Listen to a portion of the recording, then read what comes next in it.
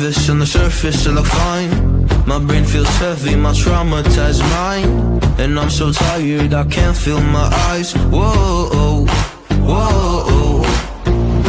I'm petty, but I know how to lie. I feel feelings that I can't describe. I'm not breathing, but I'm still alive. Whoa, whoa. Shout out to Neoliberal Tears for this. Shout out to Twitter/X user Neoliberal Tears for resurfacing this clip.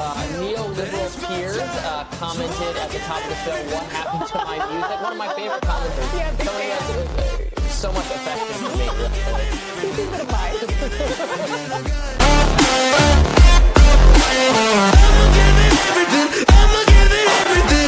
Prepare for a holiday season of Neoliberal Tears. Hello, and welcome. I don't know if you realize, but you are, you have made it to Nightcap with Neoliberal Tears. And I'm Neoliberal Tears. And I'm so excited to get to dive in to today's topic. Friend of the show, Melat Kiros, has given an interview to PBS talking about the one-state solution. And some of the comments she made received a little bit of a backlash, just a little. So I'm here to react. This is a calling in, not a calling out, because Melat Kiros is a friend of the show. Just like Ryan Grimm, I have to bring him up every time. You know, it's part of my personality at this point. I hope you're doing well. I hope your weekend was going okay. We're gonna have a nervous system regulation segment later to regulate our nervous system. But I wanted to show you something I made, a little bit of a graphic design. The one-state solution tracker. Hello. I figured we needed to have, especially because we're hopefully, God, inshallah, we are going to make it to a point where hopefully all members of Congress join us on the side of the right side of history, which is anti-Zionism. And I wanted to keep track of how many people support the one-state solution. And we have, I was going to say sadly, we have 4. So far, we have 4 confirmed supporters of the one-state solution. And all 4 of these beautiful human beings that you see here, they're very photogenic, all of them. Very attractive. They could be starring in a sitcom. All 4 of them, I would watch it. All 4 Congress members that you see here are confirmed supporters of my litmus test, Neoliberal Tears, the one-state solution. We have my president, Congressmember Rashida Tlaib. We have incoming Congressmember Chris Rabb from the brotherly state, I believe. Is that what they say about Pennsylvania? Let me know. We have Melat Kiros. And we have, of course, Daria Lisa Avila Chevalier, friends of the show. Thank you, guys. Thank you for being on the right side of history, all 4 of you. I hope we get to expand our coalition so this tracker gets to add a few more names to it. And Melat Kiros, of course, just for a little bit of context before we play the interview that she gave. She was fired from the law firm that she worked at for writing this op-ed published to Medium. So just to read a little bit from this, just to show, her background and her familiarity with Palestine and the struggle for Palestinian liberation. So she wrote this to other lawyers like herself. By chilling future lawyers' employment prospects for, let's see, I'll make it a little bit bigger, sorry. By chilling future lawyers' employment prospects for criticism of the Israeli government's actions and its legitimacy, You are complicit in Israel's weaponization of anti-Semitism against legitimate concerns for the right of self-determination and the livelihood of the Palestinian people. By conflating calls for the elimination of the Israeli state with anti-Semitism, you delegitimize any solution that forces Israel to reckon with its colonial role in Palestine, including one-state solutions called for by Palestinians and Israelis alike. One state under the historic Palestine, where all citizens are equal under the rule of law, regardless of religion or ethnicity. As stated by Palestinian lawyer Michael Tarazzi, support for one state is hardly a radical idea. It is simply the recognition of the uncomfortable reality that Israel and the occupied Palestinian territories already function as a single state. They share the same aquifers, the same highway network, the same electricity grid, and the same international borders. The one-state solution neither destroys the Jewish character of the Holy Land nor negates the Jewish historical and religious attachment, although it would destroy the superior status of Jews in that state. Rather, it affirms that the Holy Land has an equal Christian and Muslim character. For those who believe in equality, this is a good thing. Perhaps it is naive, and this is Melat Kiros here, perhaps it is naive to believe that the people in Palestine and Israel might one day live together as neighbors, in peace, without fear of persecution under a new government, but it is not hopeless, and more importantly, it is not anti-Semitic. I sincerely hope you take my words in the earnest spirit I am giving them, and reconsider your signatures on this letter by recognizing that there is no path toward peace if we do not allow the legitimacy of governments and institutions around the globe to be questioned and criticized, regardless of where they are or who they serve. So this is the context of Melat Kiros. This is the letter that she published to Medium. She was asked by the law firm that she worked at to take this letter down, and she refused. So she was fired, and now she's in Congress. And also getting a little bit of backlash for comments that she made in this interview. So let's just play the interview and react to it. But you know, I am a little bit, I have to say, just to throw the tracker again on the screen. I'm a little bit biased in favor of Melat Kiros. I am. So that's my bias. And why am I biased in favor of Melat Kiros? Because she is one of the 4 who support the one-state solution, the Fantastic Four. I was trying to think of a superhero movie that had to do with the number 4. The Fantastic Four. So I'm biased in her favor. Just gonna say it. Because we need more than 4 people, for fuck's sake, to support the one-state solution. So now you know. Let's play this interview. I want to tick through several of the items and just tell me like yes, no, Okay. if possible. And if there's something that we need to come back to, Yeah. we can come back to it. Okay. Expanding the size of the house. Oh, I've seen some really interesting proposals that I'm open to. So have I. Ranked choice voting in all elections. Yes. Me too. And I'm not a Democratic Socialist. Okay, I just want to point out, so in the beginning of the interview, the interviewer, I believe her name is Margaret, she did talk about being from Denver herself, so I think that's why there's a little bit of a friendliness going on, a little bit of a friendly vibe, which honestly I kind of enjoy. I think it's cute. It's almost a little bit, it's like a friendship love story. I don't know. I'm enjoying the back and forth. You know, and God, I hate to make excuses for people, but this is just speculation, allegedly. But I think Congressmember Kiros here was a little bit nervous coming into this interview. I could be wrong. I could be very wrong.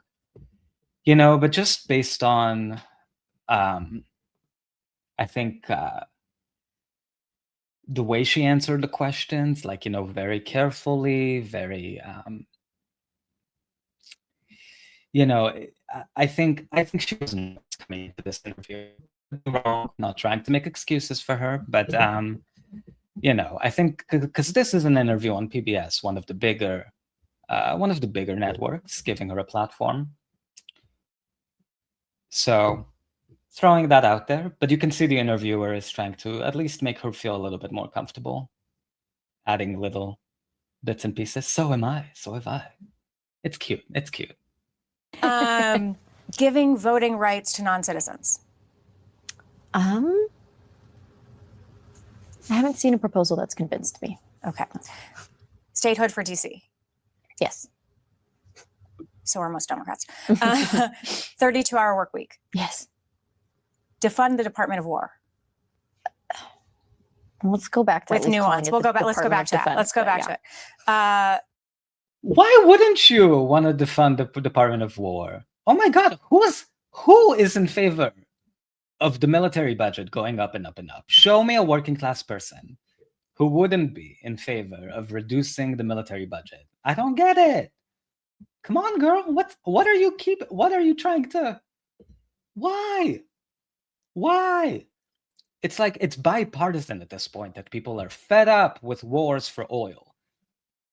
I don't know. Missed opportunity. Not sure. End all foreign wars and close overseas military bases. End all foreign wars for sure. I want to hear more about ending or closing military bases. Okay, why wouldn't you be in favor of closing at least half of all military bases? The United States military has they have 800 bases all over the world. In every continent. Why wouldn't you be in favor of that? I don't get it. Establish public ownership of the largest corporations and essential industries to ensure democratic control and accountability to the people. The only ownership for proposals that I've seen that I'm interested in are related to like utilities, like water and energy. I think there's a really compelling case there. But you don't think the government should take over Apple? No. Okay, no. Got it.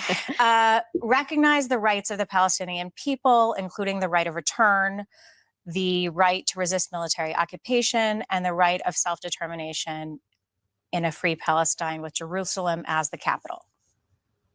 I think it's up to the Palestinians through their right of self-determination to determine a capital or whatever that statehood would look like. But protecting their right to self-determination and everything else that you said. Right of return, including the right of return. Okay. So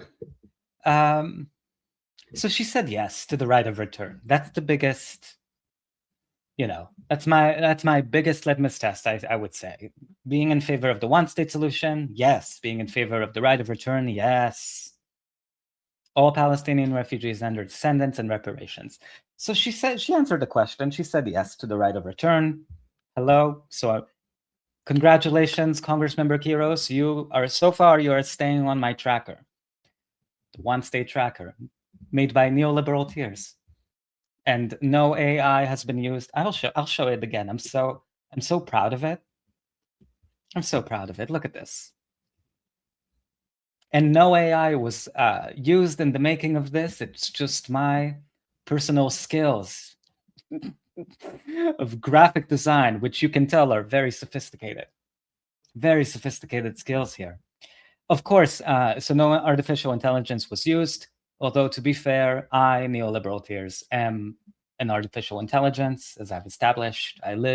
When I'm not doing this, I live on the internet, spying on the left, spying on Ryan Grimm, seeing what he's up to, who he's sending a DM to on Twitter. So we have a comment here already from my bestie, Kime. She's AOCIA 2.0. I hear you, Kime. I understand why you're skeptical. I think we should be skeptical of all politicians. But because Kime is sorry, because Kime, Kime, you should run for office. I would love that. I would love that.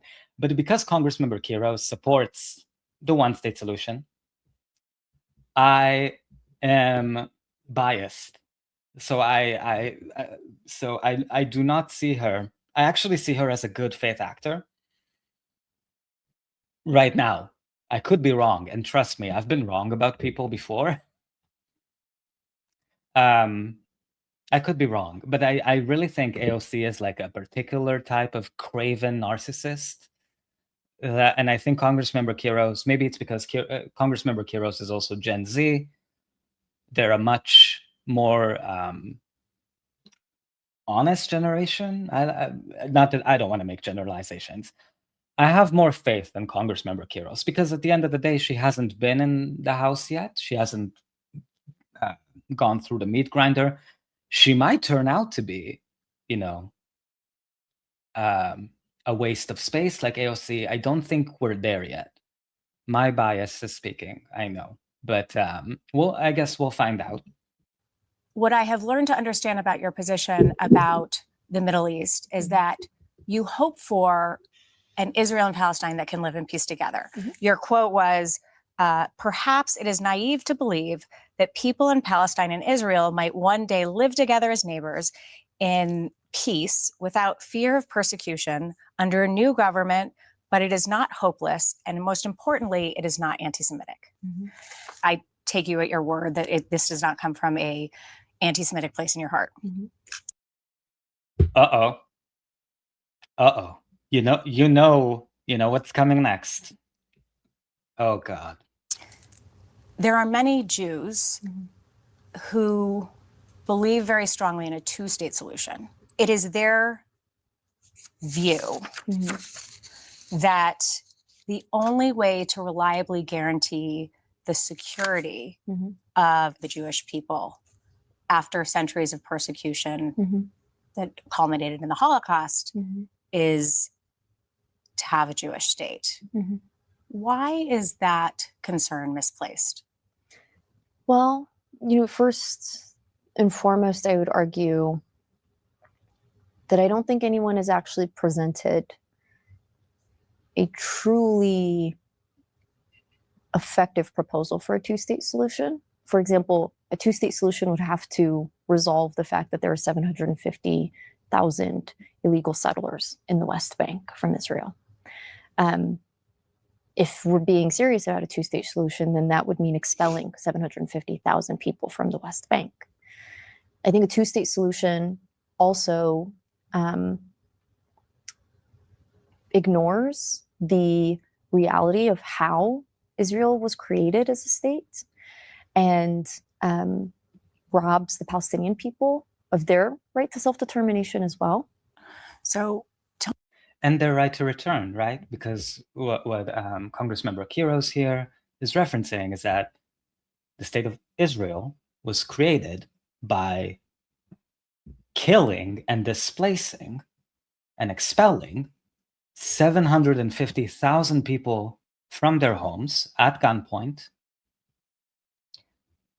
in order to create the demographics of a Jewish state. So a two-state solution would negate the right of return, which is an international right recognized by international law. And it doesn't deal with the fact that those people deserve to return to their original homes, not just some Bantustan in the West Bank that has been decided.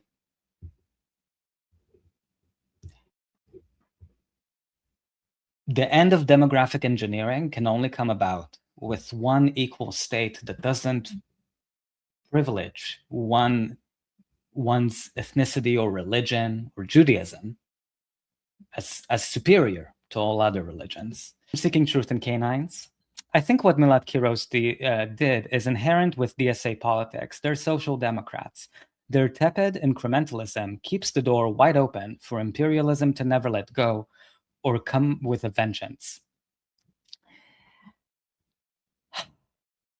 I think the kind of fight that it would take to actually change the Democratic Party from within, if we're talking about 5 or 10 or even 30. Let's say we had 30 DSA members in the Democratic Party, 30 out of 200 something, right? 212, something like that. Those 30 DSA members would have to raise hell to actually create the conditions that would lead to the kind of change, even mild reform change that we want to see in terms of taxing the billionaires, right? Because those 30 are going to have at least they're going to have the rest of the Democratic Party, which is 180 members, and all of the Republican Party united against them. So they're going to have to get creative, and truly be disruptive to the Democratic Party if they want to not become or not leave the door wide open, as you say very well, to the corporatists and the imperialist, guiding principle. Because right now, the North Star for both parties, the guiding principle is making money at any cost, at the expense of any country, any nation, any people, any human lives, animal, whatever. So I really think that, unfortunately, like the DSA electeds, I'm talking specifically, not like, forget AOC. I'm talking about like the incoming crop of freshmen that I do believe have like good motivations. And again, I've been wrong before about judging people, like giving people too much of a benefit of the doubt. So I'm letting you know, like, don't trust me by this. But I'm saying, even with the best of intentions, 5 House members are not going to change the Democratic Party for the better. It's not happening. And especially if you try to sort of like be very conciliatory and like work with people, try to make friends, try to win them over, as the right and left trousers here would call it, making friendship bracelets. If Emma Vigeland gives you her friendship bracelet to give to other House members, like, it's not going to work. I think it's going to take a real thinking outside the box in terms of how to force their agenda on a Democratic Party that is going to fight them tooth and nail. I'm rooting for the Democratic Party to get better. I think it's going to take a lot of coordination on their part if they're serious, and if they don't just want to become another AOC. From Seeking Truth in Canines. In other words, she's not Shama Sawant. Yeah, and you see, that's the thing about running outside of a party structure, is you're not worried. If you're elected, which I hope Shama makes it to the second round and then to pass the general, she's not going to be accountable to, because at the Democratic Party, once you're in it, it doesn't matter if you're DSA, they have a way of cracking down on you in terms of saying, have you paid your DCCC dues? Have you, like, your dues to the DNC? Have you fundraised? How much have you been fundraising? But if you're an independent, you're not accountable to a party structure. You're accountable to your constituents, which is why I hope we see more independents make it into Congress. And I'm not talking about independents who are actually Democrats, like Dan Osborne in Nebraska. He's a Democrat, but the Democratic Party brand is so shit that he's choosing to run as an independent because it's actually a better look.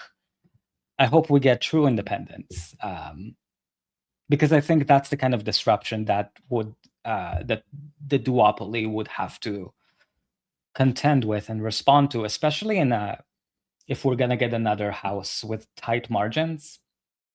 We'll see. From Seeking Truth in Canines, yes, their North Star is capitalism. Thank you. You always know how to say things better than I could. Their fiduciary responsibility is the capitalist class. And Seeking Truth, what I'm really worried about, how the Democratic Party, I tried to say something about it on Twitter. I don't know if I found the right words, but how they fundraised the Democratic Party off of Roe v. Wade and say like, Republicans are taking away your abortion care, your abortion rights, like rush in a $5 donation to stand up to the Republicans and fight for abortion rights. They would use abortion rights, which is, to be clear, like an important issue, also a class issue, an important issue that a lot of people of all, gender persuasions care about. And they use it to fundraise, to raise money for the party.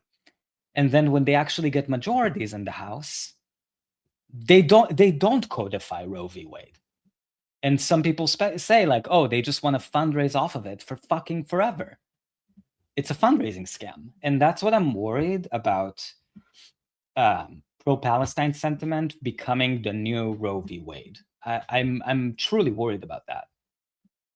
Like Palestine just becoming another fundraising scam. Like, imagine getting a text or something that says like, rush in a $10 donation to stand up to the MAGA AIPAC Republicans. Like, can you send $20 to stand up to AIPAC? And I'm worried that Democrats are going to get another majority because, the pendulum always swings back at some point. And they're just going to say, oh, sorry, now that we have majorities, we can't actually pass an arms embargo or a Block the Bombs Act because we don't have enough. We don't have the votes. Oh, we don't have the votes. Oh, what you're going to have to do is send us $20 and sign up for a recurring monthly donation so we can elect more pro-Palestine Democrats. And then eventually we're going to support an arms embargo after they get elected. Like, you see what I'm saying? I'm concerned. Just throwing that out there.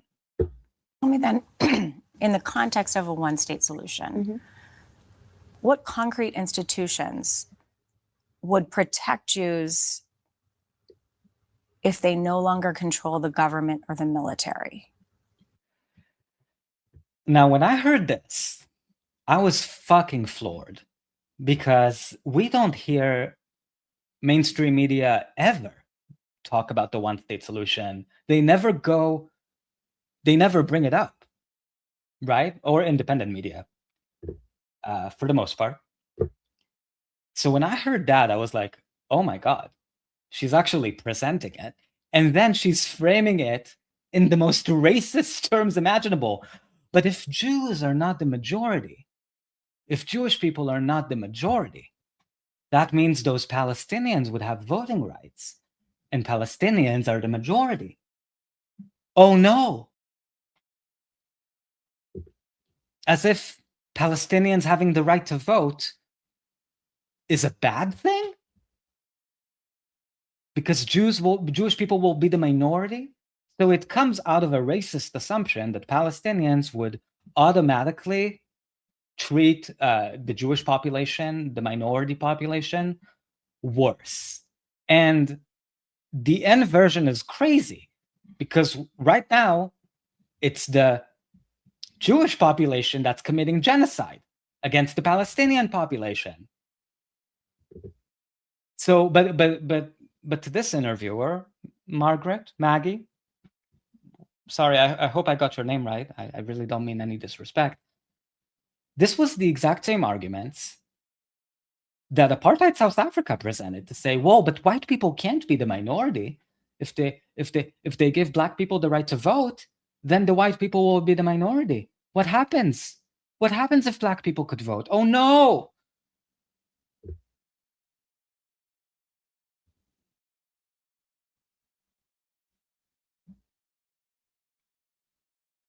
And from the right and left trousers here, I mean, how are Jews protected in the US, lady? Thank you! Thank you! They're a minority in the US, and guess what?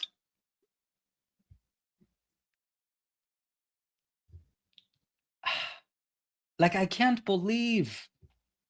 I mean, in some ways, I'm almost grateful that it's like, oh, okay, finally, we're talking about the one-state solution in the discourse. That's what I've been hoping for. Great. But in other ways, I'm like, are we taking 2 steps forward, 3 steps back? how is there still so much anti-Palestinian racism? That Palestinians are immediately treated with suspicion, with derision, with we can't give them political power. You know, we have to continue to engineer them to be the minority. We have to commit genocide so that they are the minority between the Jordan River and the Mediterranean Sea, because we can't let them control, quote unquote, the government, the state structure. We can't let them be the majority at any cost. And if that means genocide, then so be it. It's crazy, the kind of hatred that exists, that is reserved for people, for Palestinians, for people of color in general. That's why I think that when people analogize Jewish supremacy to white supremacy, I think it makes a lot of sense to me. You know, in a multi-ethnic, multiracial democracy, a one-person, one-vote system, the Jewish people would be treated like any other minority.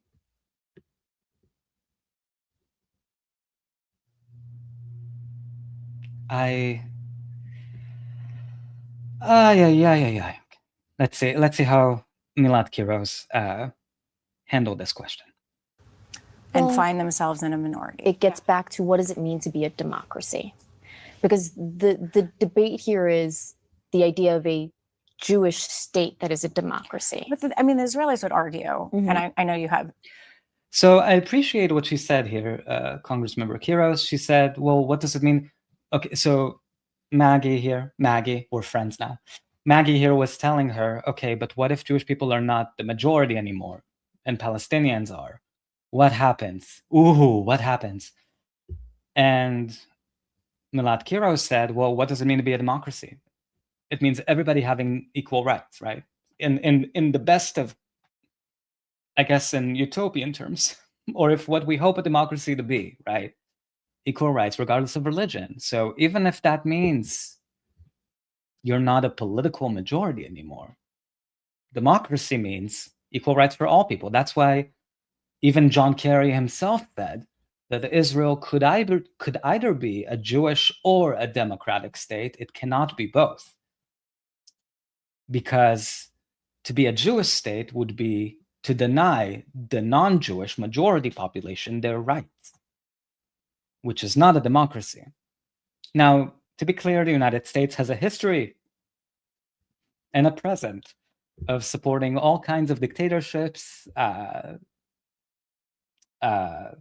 dictatorial, fascist, right-wing regimes all over the world to achieve their interests. The idea that the United States would only support democratic regimes is laughable. I think we know that.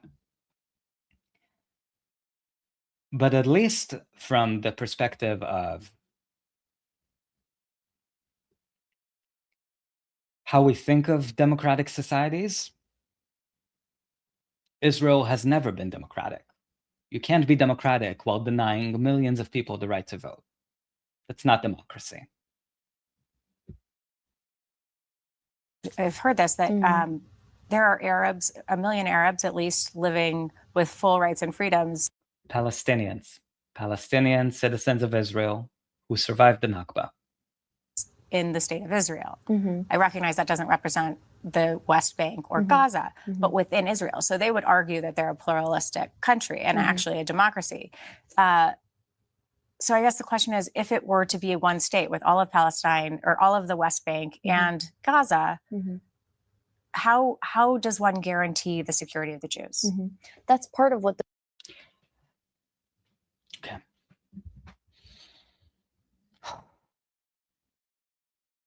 Maggie, I think we're on friendly terms now, right? I think you sound sincere. I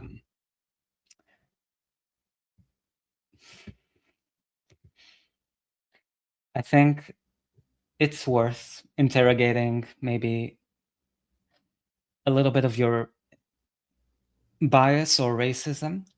Sorry. Because framing the major concern not being, first of all, I think if anyone had the right to have reservations about living with equal rights next to next to millions of people of another religion. It should be the Palestinians, because they have been under genocide by Israel. If anyone should have concerns about safety and security, it's them. They've been suffering from a Holocaust perpetrated by Israel. Let's center them here. Secondly,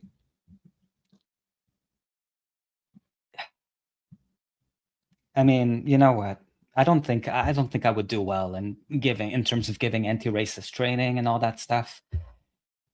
Maggie, I just recommend, there are so many books here. I have a few here. Here, Maggie, if you're seeing this, The Battle for Justice in Palestine by Ali Abu Nima. He talks about the parallels to apartheid South Africa and Northern Ireland having sort of the same psychotic attempt to demographically engineer the population and deny the Catholics' rights based on their religion. Very analogous. I recommend. And this book, The Palestinians by Rosemary Sayegh, I believe that's how you say it. Because right now I'm not really finding the words to explain to you why democracy for all people between the river and the sea is not a threat. If anything, it's like that's the only thing that would bring safety and security, blah, blah, blah, blah, blah, to Palestine.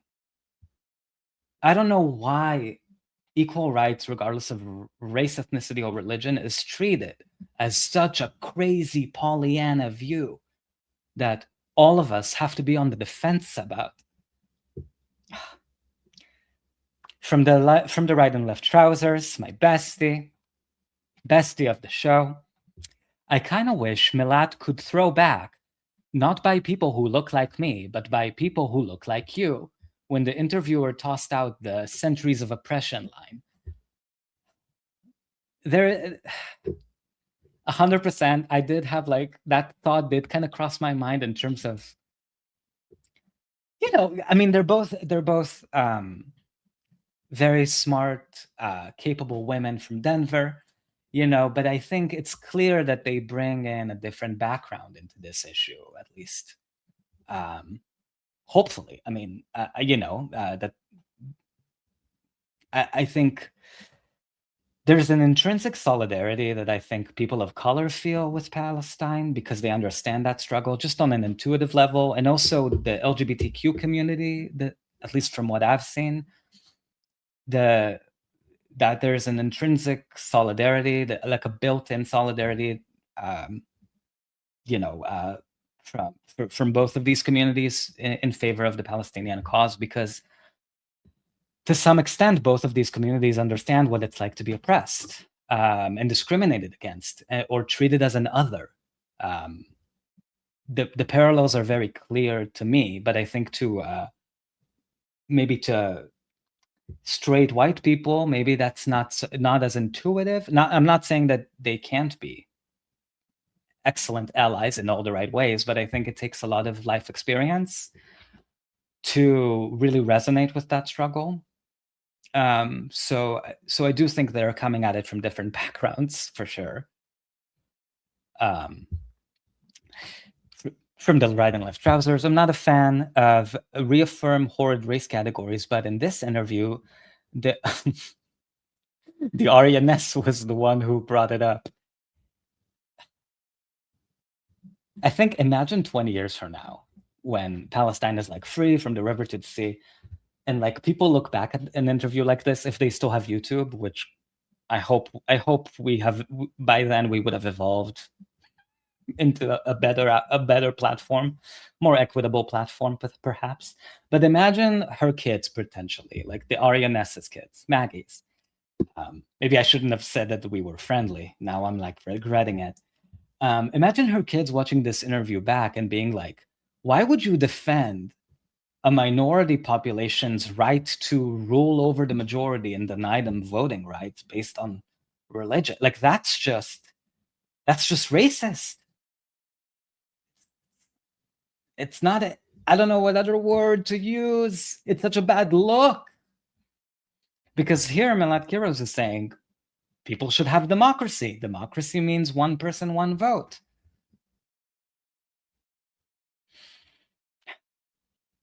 From Seeking Truth in K9, another bestie of the show. Do you think Maggie is asking the question because she has a feeling that the US might be hanging by a thread in the region, and she knows that the Zionist project is over when the US leaves? Oh my God. So I don't know. But I think the fact that this question is even being asked on PBS in terms of what would a one-state solution look like, or how would we guarantee under a one-state solution that Jewish people will be protected, I've never heard that conversation before in the mainstream. I haven't. I think the one exception is, Dr. Edward Said was good friends with Charlie Rose, who used to have a show. For people who are older than me, you might remember. Also, he had a crazy amount of sexual assault allegations. That's beside the point. Charlie Rose, I mean. I think Dr. Edward Said sort of had a listening ear on that program many, many moons ago about the one-state solution, but I've never heard, other than that, I've never heard questions like this posed.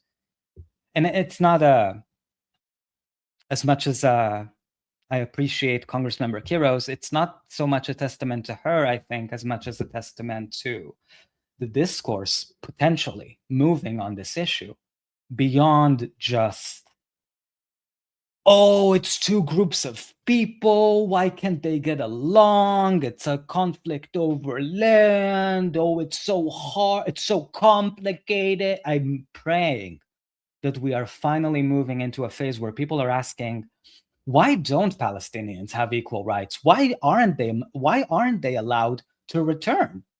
Like every other group in history that has been a victim of genocide, like Bosnia, like people who got to return to their original homes with reparations. Why are Palestinians the exception? Why should they be the exception? Why shouldn't they have equal rights, regardless of religion or ethnicity? I hope and I pray that finally we are breaking through that Zionist propaganda, like that has been instilled, and fear that has been instilled in the media for so many decades. I'm praying that we're finally breaking through, and that people in positions of power, like Congress members who understand the issue, or mayors of large cities like Zoran Mamdani, like that they're able to really crystallize the issue for policymakers who might otherwise just not want to deal with it. I hope this is a sign that we're sort of moving forward, and hopefully there's going to be a large movement for equal rights from the river to the sea and the one-state solution. Let me throw in my tracker, the one-state solution tracker of all the Congress members who so far support and endorse the one-state solution. I hope we get more than 4. We need more than 4. We need a lot more than 4 if we want to make a difference. From the right and left trousers here, my bestie. I hope so. That would show a little bit of forethought, which is hard to come by in the media these days.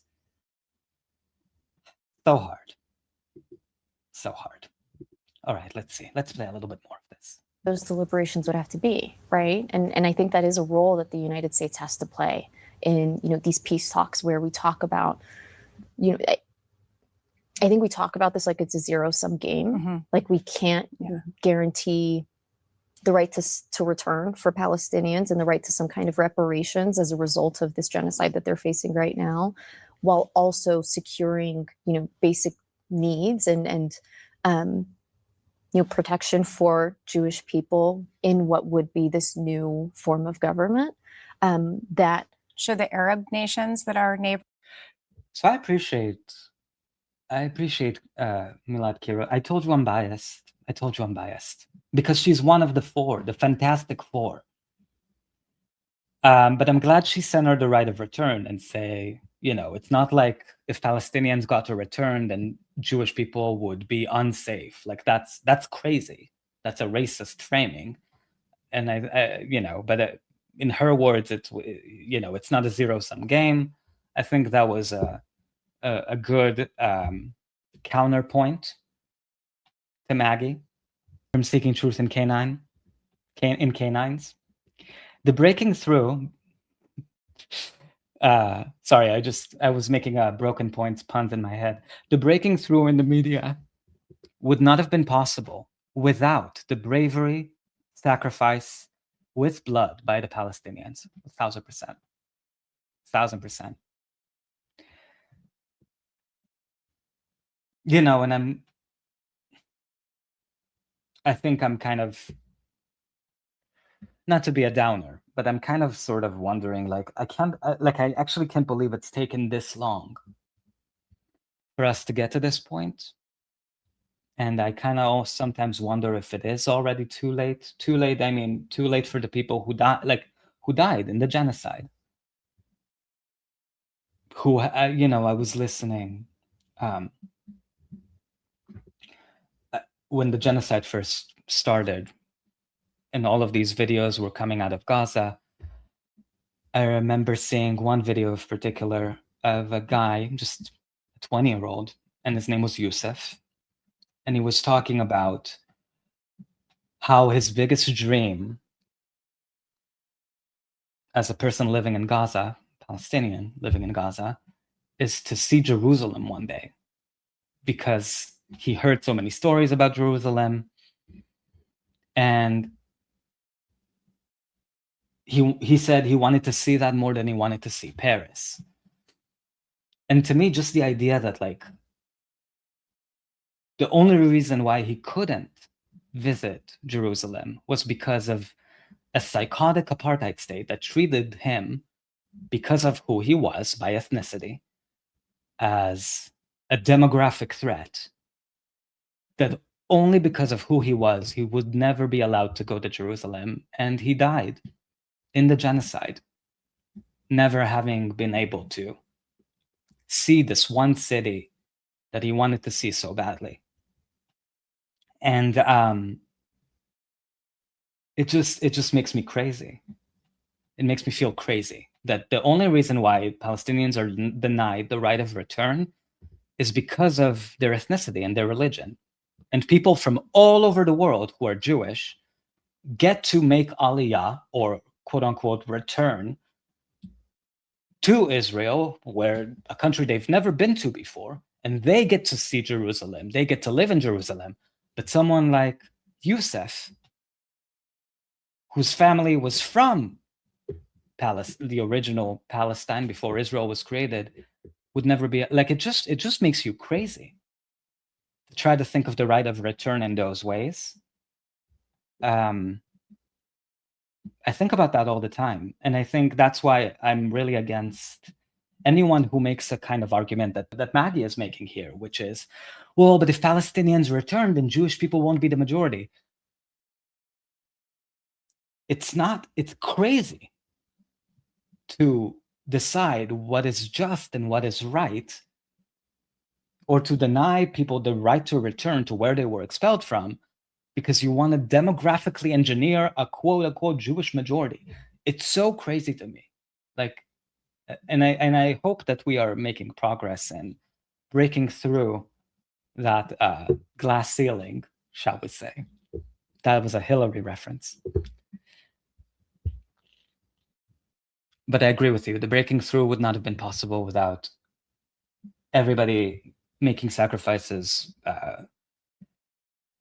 long before us. But I just wish it happened sooner. I wish it happened. I wish Israel never existed. But I wish this kind of discourse about the one-state solution, like, took off, let's say, in the early 2000s, and then we would have had a movement for a one-state solution, and then maybe this genocide would have never happened. I don't know. I think about that all the time. I think one of the things I do, I think, to cope or whatever, is I disassociate, and I like go into like what if territories in my mind, like, you know, what if this never happened, or what if we could travel back in time and, you know, undo the genocide, undo the things that led to this genocide. And I don't know. I think maybe that's my way of trying to process the fact that we should have made more progress before, and we failed to.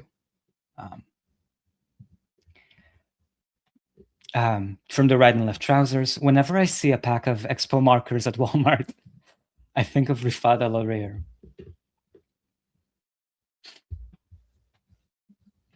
The biggest weapon that they can't take away from, that they couldn't take away from him.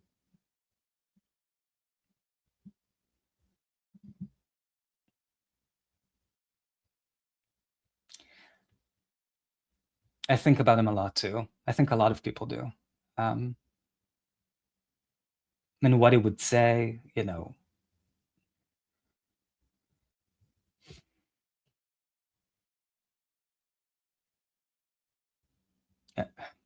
And the way they targeted him and his family and his children, his sister, I mean, it's just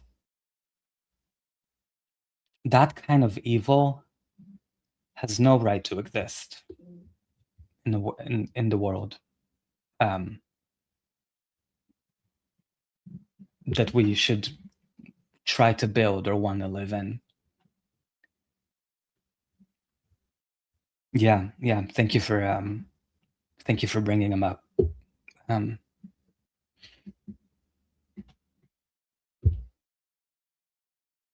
Also take a role? I think anybody who's committed to democratic values has a role to play, but to be clear, this is the Israeli and Palestinians that need to be leading this. Like, that is what self-determination is, right? For them to... Okay. I don't like this, and I'll tell you why.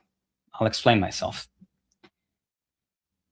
And I've seen other people try to make the same argument, so it's not unique to Melat Kiros, but this idea that Palestinians and Israelis should just sit down together at a table and get along and like work out a solution, do workshop something together. First of all, which Israelis and which Palestinians? Are you going to put Mahmoud Abbas there? Are you going to put Benjamin Netanyahu and Mahmoud Abbas and try to let them come up with a solution? Come on, that's ridiculous. Like, what are you saying? Like, so I hate this kind of framing, and also you can't ignore the power imbalance. And saying something to the effect of, oh, we just need to have the genociders and the people they're committing genocide against, their victims, we need to have, they're on equal footing and they need to sit together and decide something together. No, there is a clear perpetrator here and a victim population here. So no, like it really like this. I hate when people say this, like, you know, Israelis and Palestinians should just sit together. Like, I understand why you think it's sort of, it tries to say, you're trying to say like, oh, they should be the ones making the decisions, not us. You should just come out in favor of one person, one vote from the river to the sea. And that's, and then, and have a free and fair elections the way post-apartheid South Africa had. At the end of the day, it's not an equal fight between two equal forces. It's a captive victim population, the Palestinians, and the population committing genocide, Israel. You wouldn't say, like, you know, like, let's say in a domestic dispute, you wouldn't say something like, oh, you know, the person committing domestic violence and their victim should just get in a room and figure out a solution. You understand that there's a power differential there. between the abuser and the victim. So you can't just present it as an equal fight between two parties. It's not. It's always been a dominant genocide committing faction and the survivors, the victims of that genocide. Decide what kind of a government that they want to live in. The reality, right, is that, as we both know, since October 7th, the overwhelming majority of Israelis, from the liberal side to the conservative side, are all deeply concerned about what would happen if there was a one-state solution. Yeah. And so I guess reasonably, we The can all have concern is valid, but the concern doesn't justify allowing the status quo to continue, right? And that's a good point. That's a good point. Because Maggie here was saying, oh, but if Palestinians could vote, Israelis are worried about that. And Melat Kiros is saying, well, they can be concerned, but that doesn't justify continuing the status quo and denying people the right to vote just because you're worried about what they're going to do when they have political power. That's crazy. That's crazy. There are people whose lives are being lost right now and children whose limbs are being blown off. We have a responsibility to defending our democratic values and holding our allies accountable in that way. It's never easy, but that doesn't mean that it's an excuse to not do what is in line with our democratic values, which is to secure equal rights and equal dignity to any human being that's living in what is supposedly a democratic state. Have you ever been to Israel or anywhere in the region? Would it change your mind or open your perspectives if you did? I'm sure it would, right? Part of the work that we've been doing. Okay, so now it's getting bad. You agree, Congressmember Kiros, that Israel is committing genocide. Why would you want to visit a genocide committing country that you agree should not receive any foreign aid, any funding for weapons, because you recognize all of the laws they're breaking, all of the people they're killing? Why would you say you want to visit? Your answer should be, I would love to visit a free and democratic Palestine from the river to the sea one day. I would love to see the free elections that they have post-apartheid. Can't wait for that day. I'd love to see that. But until Israel stops existing as an apartheid state, or at all, there's no reason for you to visit. Unless it's to do propaganda for a genocidal state. You shouldn't want to go there. And I don't think she wants to go there. 99% of the world doesn't want to go there. Rightfully so. So why even pay lip service to this? It makes no sense with everything else you said beforehand. It's not compatible. Here, as well as having conversations with the Jewish community, specifically the Zionist Jewish community, to better understand different perspectives, different positions, different experiences. Again, my values have always been rooted in protecting dignity and safety for every single person, especially as it relates to these inalienable things about our religion or ethnicity or our culture. And my greatest concern right now is that the state of Israel is losing support all across the political spectrum here in the US. And I believe that why does that concern you? I think we're leaving a vacuum on the left and the progressive wing to speak to this criticism in a way that is in line with our values, to where people like Tucker Carlson and Candace Owens, who are raging anti-Semites and white supremacists and Christian nationalists, are pretending to care about Palestinian safety when really it's just masking their overt hatred for Jewish people. You're singing my song. And if we are not presenting our vision of what we believe in with our democratic values that extends not just to the Palestinian people, but to the Israeli people and to the Jewish people. That land has a distinctly Jewish character, a distinctly Christian character, a distinctly Muslim character. Yeah. It's a land that has seen bloodshed for centuries. And we, I think, are doing a disservice to the people of that region by not offering our progressive vision in a way that isn't immediately swatted down as, bigoted or anti-Semitic.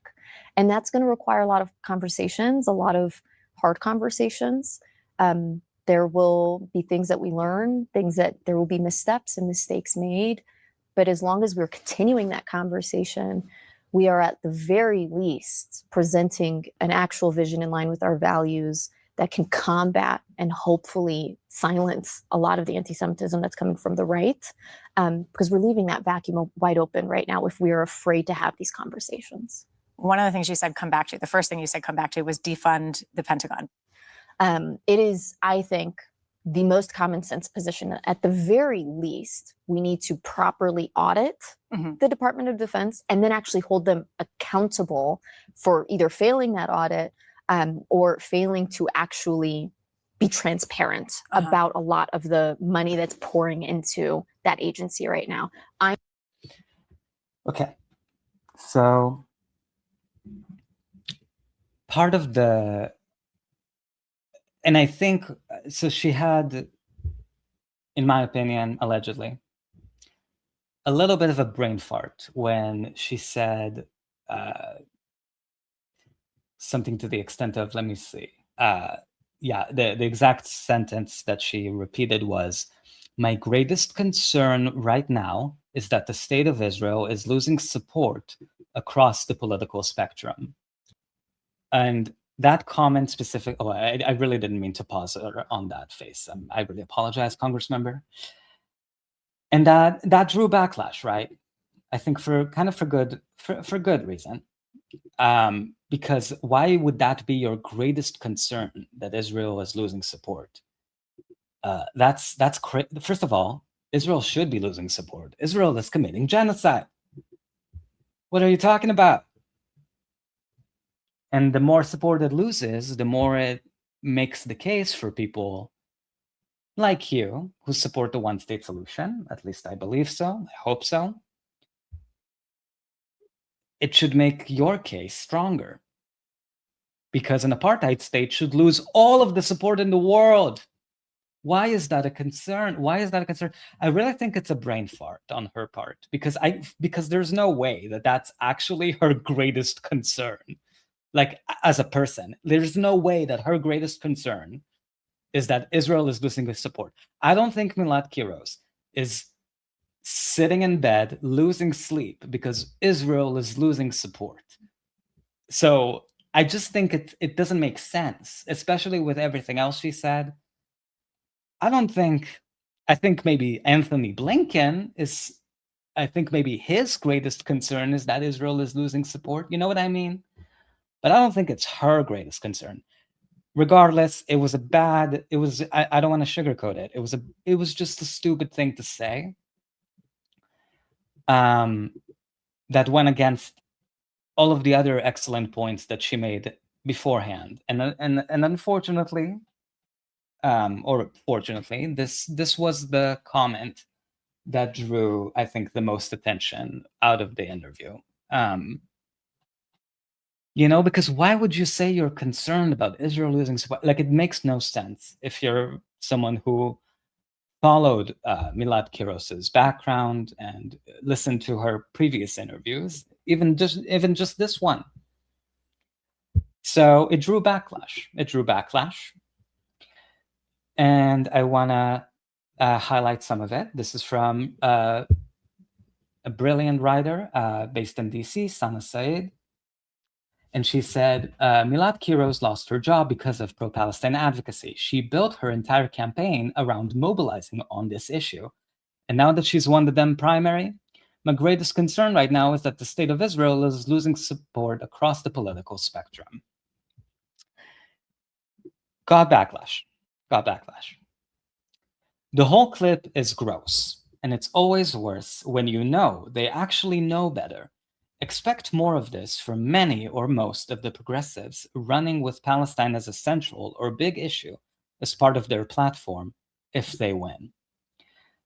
And I think this is kind of the larger concern that exists in the background, which is with all of these freshman Congress members who centered Palestine as a human rights issue, as a moral issue of our time, to get elected and successfully got elected. Zoran Mamdani, Melat Kiros, Daryalisa Villa-Chevalier. I think all of us who care about Palestine are bracing ourselves to see how or if they're going to triangulate their promises on Palestine and their commitment on Palestine and to sort of be absorbed by the Democratic Party's infrastructure. So that's kind of that worry is in the background on leftists' minds, because God cursed triangulation, right? And I think Sana Sayed was completely right to highlight it and respond to this. Very confused how anyone who considers themselves a leftist listens to this whole clip and walks away with, "It's not bad, you're misrepresenting." She talks about her concern about Israel losing support across the political spectrum, and then pivots to a convo on anti-Semitism and a vacuum on the left, that the left is consumed by Tucker Carlson types. This has actually slowed down and makes the movement for Palestinian human rights liberation into something to fight anti-Semitism. The question she was asked was about visiting Israel, and her response was the above. This isn't the clip you want to run interference on. And then Congressmember Kiros responded, which I think was wise on her part. She said, "I was answering this specifically." I hope you can see it. Yes, you can. There we go.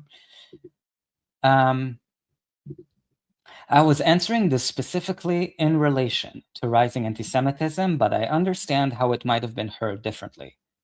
To be clear, there is no greater concern for me than ending the occupation, apartheid, and genocide in Palestine and guaranteeing Palestinians' right to self-determination, statehood, the right of return, and reparations for Israel's crimes. The Democratic Party has failed to address this issue in line with our values and our votes, going so far as attacking progressive incumbents and interfering in primaries with pro-Palestine candidates, which leaves a vacuum to lead on this issue. I think we have an opportunity now to force the party to reckon with our complicity in this genocide and to ensure our foreign policy platform is in line with our democratic values." And Sana replied to her ear, "Thank you for responding. I don't disagree regarding the far-right concern in general, but your response here raises that as the primary concern for the left and movement, and also centers the issue of anti-Semitism in this conversation and Palestinian liberation movement.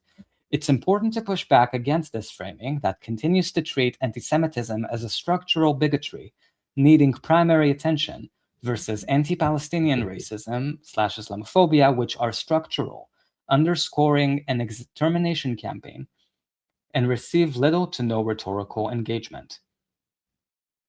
Lots of us have supported you because of exactly what you've said and stood for. Hope you can continue that. I hear you, that wasn't my intention, so I appreciate the feedback." And then Congressmember Kiros also said, I believe, a little bit more. I think this was a better response, actually, this one. "I fumbled this line, plain and simple. To be clear, my foreign policy priority is ending Israel's occupation, apartheid, and genocide in Palestine.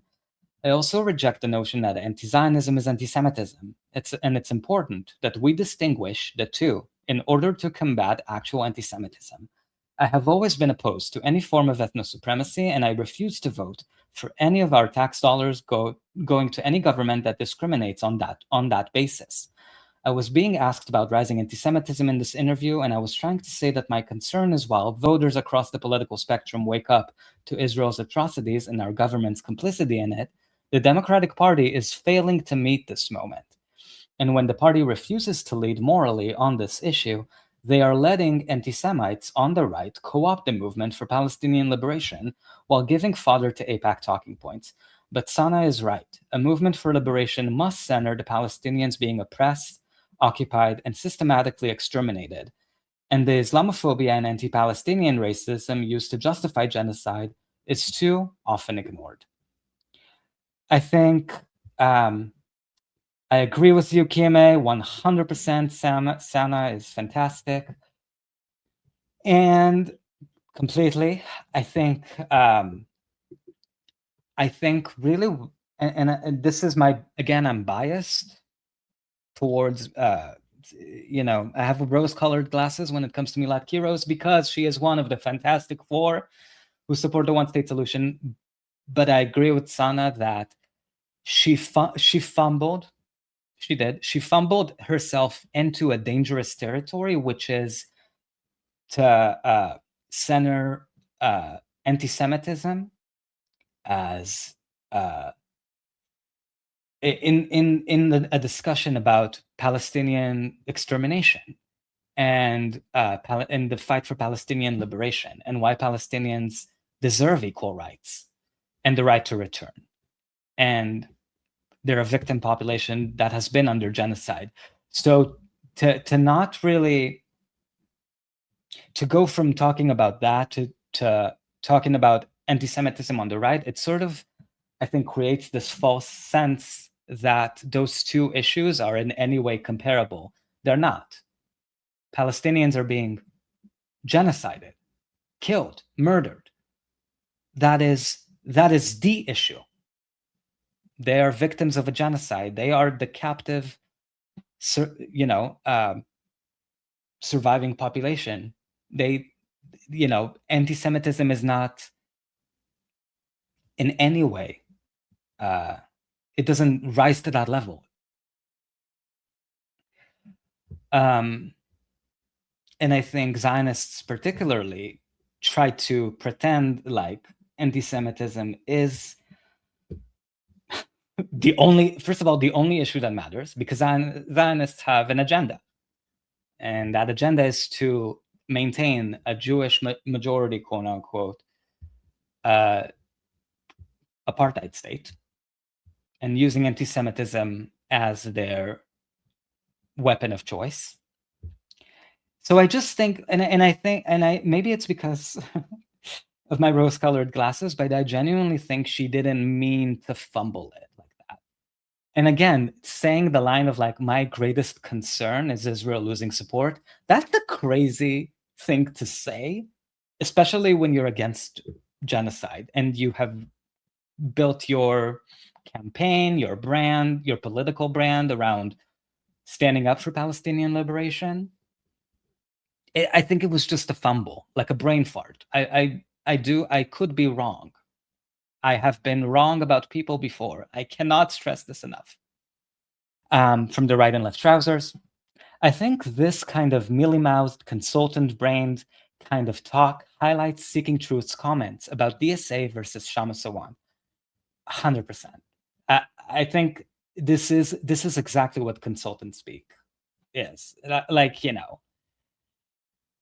and if I may even add, pandering, because I think Maggie was sort of making a very conscious effort to sort of hound her on the idea of, but how will Jewish people be safe if they're not the majority population? They've never been the majority population, but under a one person, one vote democratic system, how would they be safe? How would they be safe? How would they be safe? And I think that was sort of kind of like ringing in Melat Kiros's head. And I think that's what she was trying to sort of pay lip service to in terms of Jewish safety, and then pivoting to Tucker Carlson. But it was just a mess. It was a mess. I mean, it was consultant speak. I don't think it won her any favors from Jewish Zionists who were listening to that interview. And honestly, you kind of have to, if I had any advice to give her, not that she should take it from me, it would be that you have to be, the only way to really not court this kind of controversy is to be crystal clear about what you mean instead of leaving a little bit of room for ambiguity for anybody. So if you are for one equal state, one person, one vote, stand by, say that. Say it with no room for any misinterpretation or misunderstanding. I believe she's a legal mind. She can do that. She can be, but you have to be so clear that it doesn't leave room for misunderstandings. And also be mindful, but I mean, you have to be mindful of this, that like, you know, that anti-Semitism has no connection, I think, truly to Palestinian liberation, because Palestinians aren't anti-Semitic. Like, they're under occupation against their will. And Tucker Carlson and Candace Owens, they're not Palestinian. So just don't even bring that up, honestly, when you talk about Palestinian liberation. Palestinians aren't anti-Semitic. Israelis are anti-Palestinian. That's the issue. That's the center. The center is, so if you're talking about democratic rights, democratic ideals we should all aspire to, that the Democratic Party should aspire to, equal rights from river to sea. Talk about that. And if Jewish Israelis are, for whatever reason, so anti-Palestinian that they want to continue to deny Palestinians the right to life, to liberty, to vote, to political power, to control over their own natural resources, all of these things, that's not Palestinians' fault. And we have to address that with the racist Jewish Israeli population. Anti-Semitism is nowhere near, like, it's not even in the same universe. Like, it was just, don't, you know, don't go there. Like, it's not, because Zionists, I think, and Sana was sort of reacting to this, Zionists always try to make anti-Semitism the center of conversation whenever Palestinian rights are being brought up, or anti-Palestinian discrimination is brought up. Well, what about anti-Semitism? Palestinians aren't anti-Semitic. Tucker Carlson is, but that's not Palestinians' fault. You know what I mean? I hope I'm making sense. From Kime, my politics holds no faith in anyone who organizes with the Democratic Party. We've seen it time and time again. I think at the very least, it might be smart to keep a healthy dose of skepticism and keep a good eye on her. I agree. I know. I think you're right. I think politicians have earned our right to be suspicious. And we've seen, basically, like, other than Rashida Tlaib, Congressmember Tlaib, anyone who's run on Palestinian rights has folded or sold out or lied. And Zoran, and I know people have issues with Zoran, but he never took back his commitment, at least rhetorical commitment, to the one-state solution. So I put Rashida and Zoran. Shit, I should have added Zoran to the tracker. Fuck. Oh my God. I forgot to put Zoran. Guys, I'm so sorry. Okay, so I'm gonna fix the tracker, the one-state solution tracker.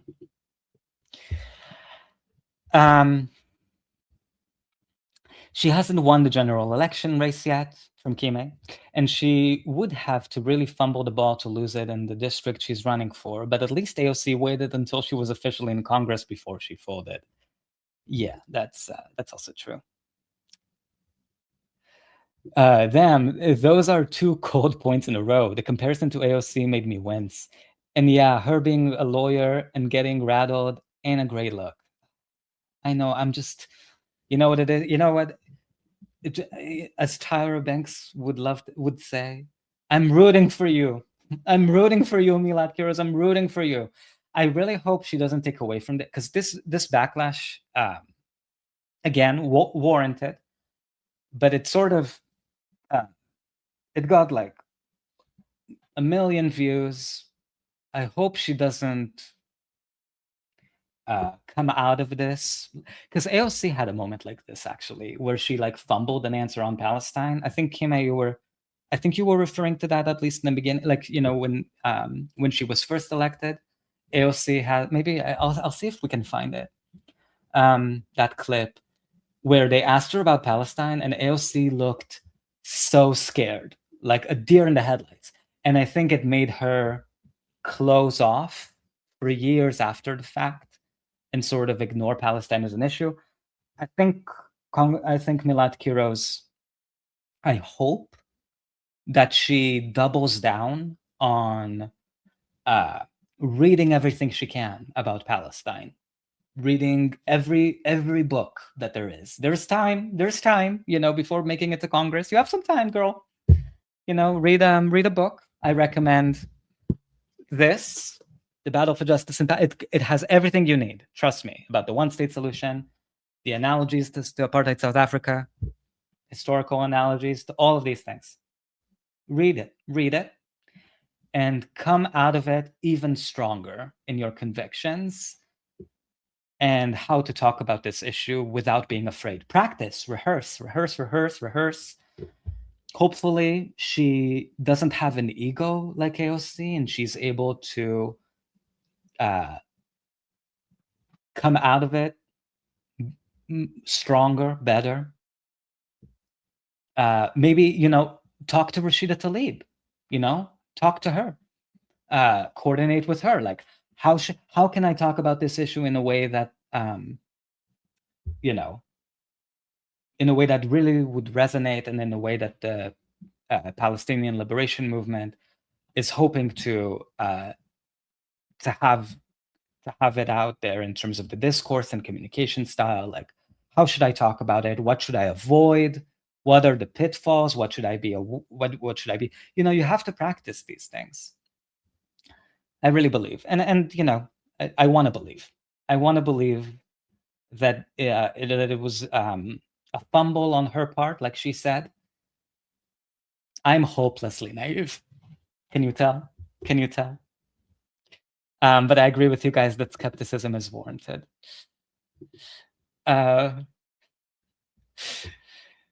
Yeah, from Kime, the Zionists have corrupted the use of anti-Semitic to not only use it as a buzzword automatically associated with the Jewish population, but also to reinforce the notion that these Europeans are indigenous to Palestine. I agree.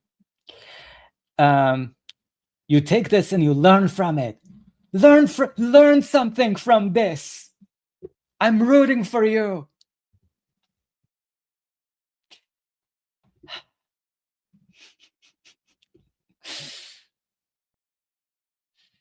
I wanted to from the right and left trousers, AOC and deer in the headlights might be synonymous terms. 100%. I thought it was such a great, powerful moment that the right and left trousers brought up, so I wanted to play it for all of us. From Dr. Rifat Al-Arir.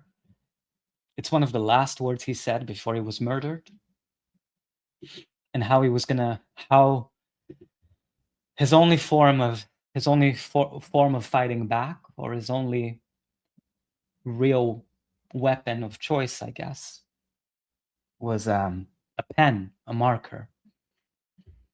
And there's something really powerful about that, because what he was really speaking to is the power of a voice against the most sophisticated machinery, the most intelligent, technologically advanced machinery.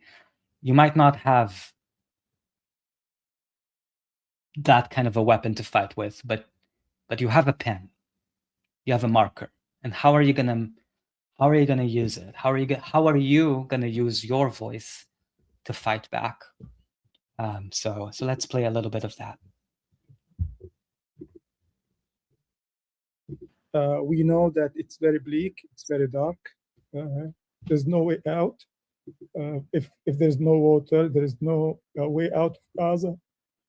What should we do? Like drown? Like commit mass suicide? Is this what Israel wants? And we're not going to do that. And I was telling some friend the other day that I'm an academic.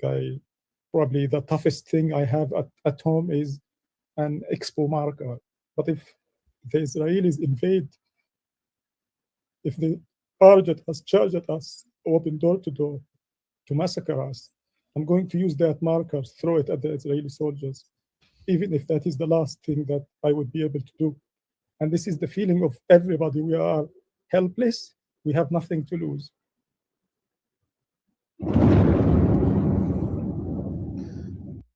We know that it's very bleak, it's very dark. There's no way out.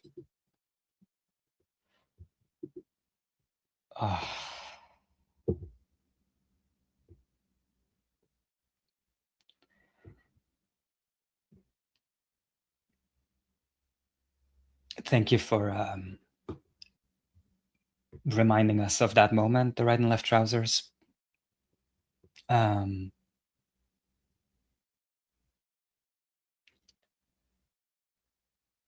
I think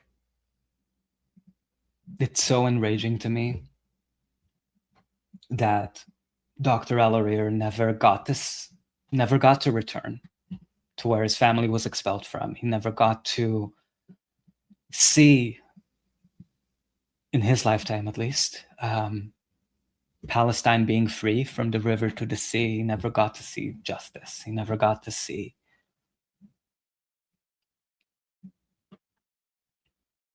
the world that we are hoping to live to see. I just think it just makes me angry that he died not being able to return. And everybody else who died in this genocide, who was praying one day they'd get to leave the concentration camp, the extermination camp that is Gaza, and go back to their original homes and rebuild.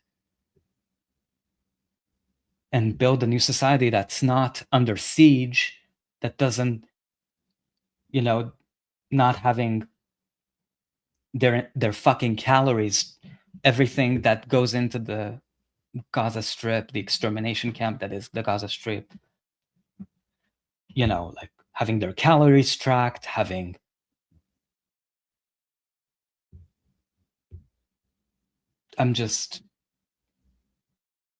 it's just so unfair. But I think it's important that's why we shouldn't have even an ounce of thinking that we should fall into despair. We can't. We have to fight this. Because there are millions of people, millions of Palestinians who are alive and who deserve to be free. And we have to fight for them and their children, their grandchildren, and for the entire world. We can't be nihilistic. We don't have the luxury of that. That's what I was trying to say, but I mean, using the word luxury in this context is so gross.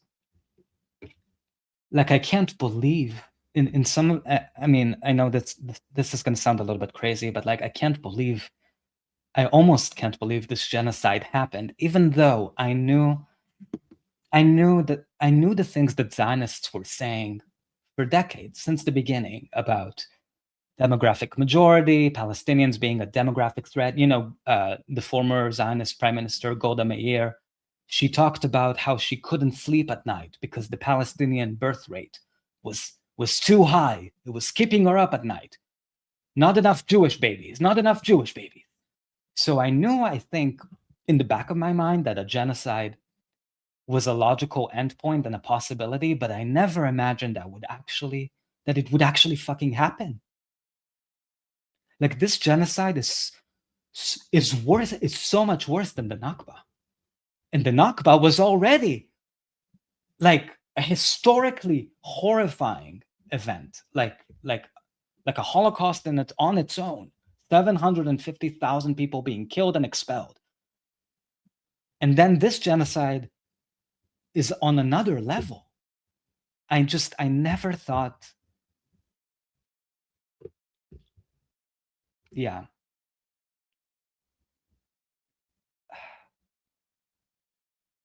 I don't even know how to process it most of the time, you know?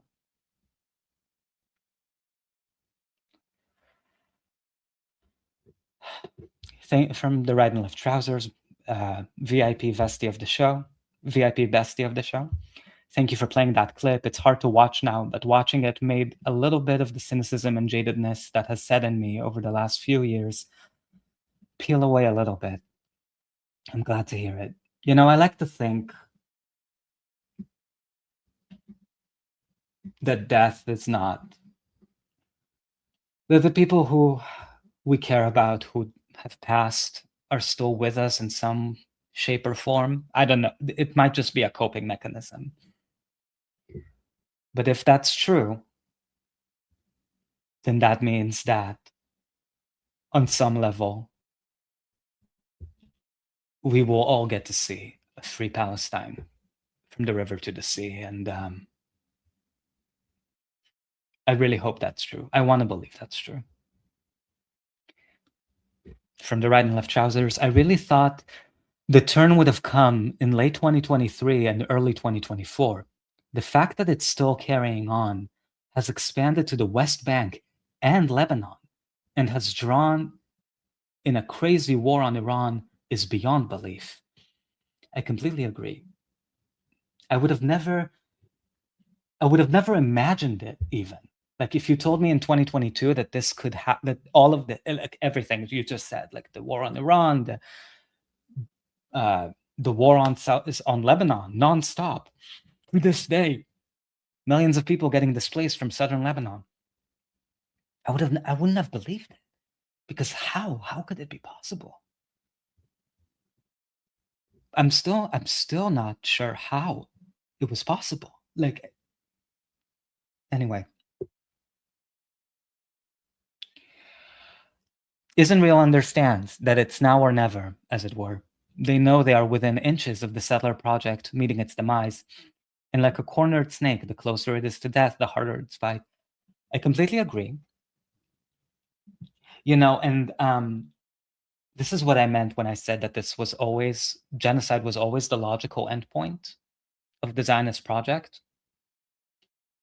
Is that, and I posted this on Twitter, like there was an ad in the New York Times, full-page ad by a Zionist organization of some kind, that actually had a population breakdown between the river and the sea. I'll see if I can show it.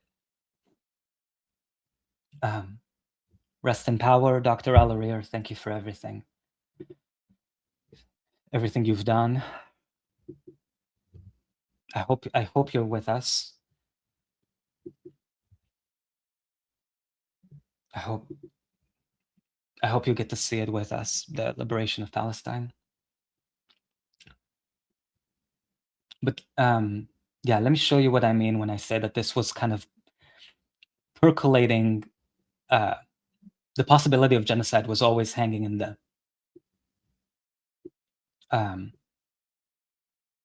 hanging over us. So this was the ad, okay? And it was in, as I said, the New York Times.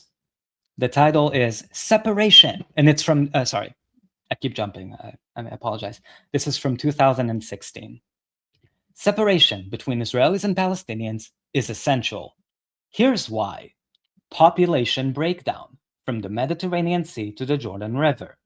2015, 52% Jewish. 2020, 49% Jewish. Oh no, 3% drop. 2030, 44% Jewish. No separation today means a Palestinian majority by 2020. Separation today means a Jewish majority state of Israel now and for generations ahead. It's time for separation, 2 states for 2 people. So you see, the Jewish population has been in decline. The Palestinian population has been growing. This fear of a Palestinian majority has always been in the back of the mind for Zionists, for whatever fucking racist reason. In 2020, Palestinians between, not even, and this is not including the refugee Palestinian population living all over the world. There's 70 million Palestinians living all over the world who deserve the right to return. But even excluding that, the Palestinians between the Jordan River and the Mediterranean Sea became the demographic majority.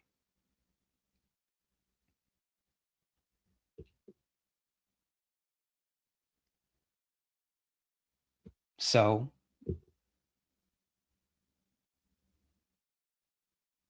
how do you create another Jewish majority? It's either expelling 1 million more Palestinians from their homes, the Palestinians who were already expelled originally, or killing more Palestinians. Because the Jewish population has been declining. It just makes me sick to think that some people actually think in those terms. That's why we say Zionism is racism. Zionism is a kind of racism that is like an explicit death cult. Like it's like, oh, we can't increase the Jewish population by encouraging Jewish Americans to make Aliyah and move to Palestine. I guess we're gonna have to kill Palestinians. That's how Zionists think.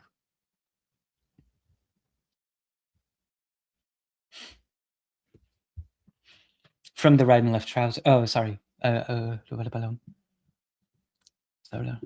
We'll get to. Oh, I love these comments. From Kime here. Palestinians have shown the world what humanity is, what courage and commitment is. The resistance understood the world would forget Palestine, so they made it so they couldn't. Was the price worth it? I don't think there's a way you can answer that fairly. I've been anti-Zionist for over 2 decades.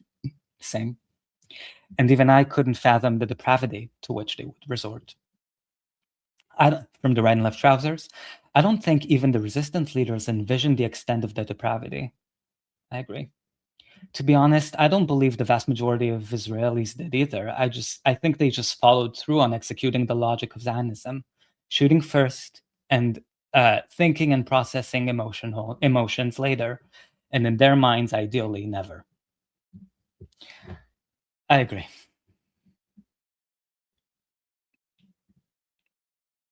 And I guess we should have known, in terms of the kinds of horrors that we've known, Western powers have backed, I mean, just historically speaking, right? Killing 1 million people in Indonesia, 1 million people in Iraq, more recently,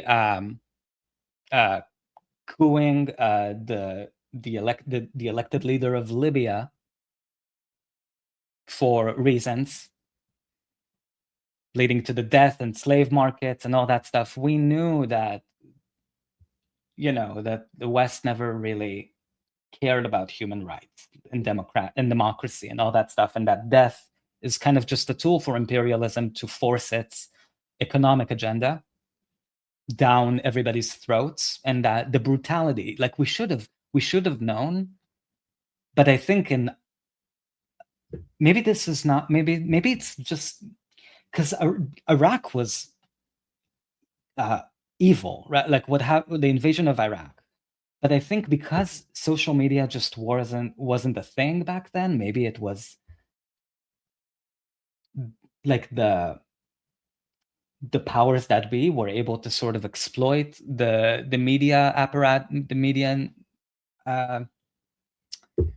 media channels to their advantage and the media coverage around it to sort of, they were using terrorism as like a smokescreen, kind of in the way that Zionists use anti-Semitism. The West was talking about terrorism in Iraq, what was it? WMDs, to sort of distract from the fact that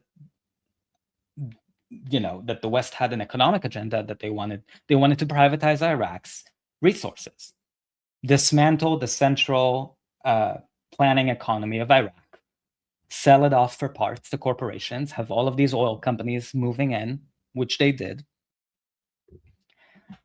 But terrorism, that was sort of like the excuse. And of course, we found out way later that Iraq had no weapons of mass destruction, of course. But it didn't matter because at that point, the news cycle already moved on. People forgot. So I think that the history sort of has shown us that there is consistency to the brutality of imperialism. But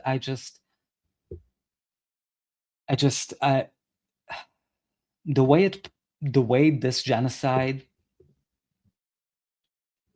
I think, came into all of our screens, because if you follow social media or if you get your news from social media, which most young people do at this point, I think it was insane. It was insane. And I think that's why you saw a lot of Zionists try to react to that horror that people were feeling by saying, oh, Palestinians are just, it's Hollywood, right? Like they're just fake. They're just filmmaking. It's just fake. It's fake. The footage you see is fake.